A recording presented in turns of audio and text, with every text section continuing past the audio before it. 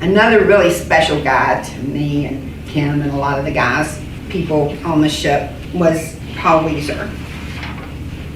And Paul lived in New Jersey with a big family and a group of friends they called the Batch. He said it was a gang, but the worst thing they ever did was jump off the back of billboards.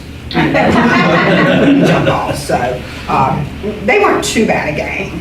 So he joined the Navy right after graduating from high school when he couldn't find a job. And when he took paperwork home to show his parents, his daddy pointed to the part about the commitment.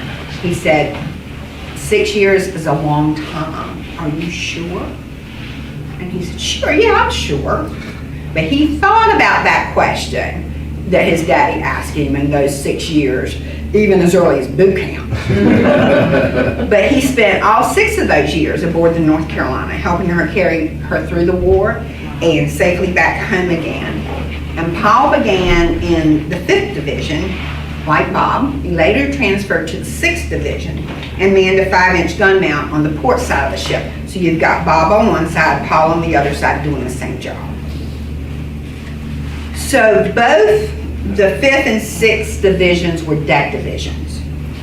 And as members of the deck crew, Paul Wieser and Bob Finley were both part of the fueling detail, which was one of the most dangerous jobs they did, because they would lower those lifelines on the side of the ship. There was nothing there to keep them from going over.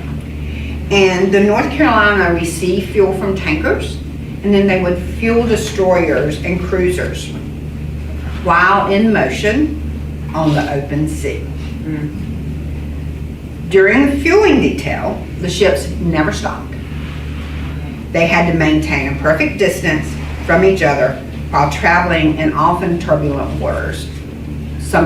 One time they were in a typhoon and they were trying to fuel the destroyers before the typhoon hit, because the destroyers couldn't carry much fuel, and if they ran out of fuel, they were goners. I mean, there was nothing they could do.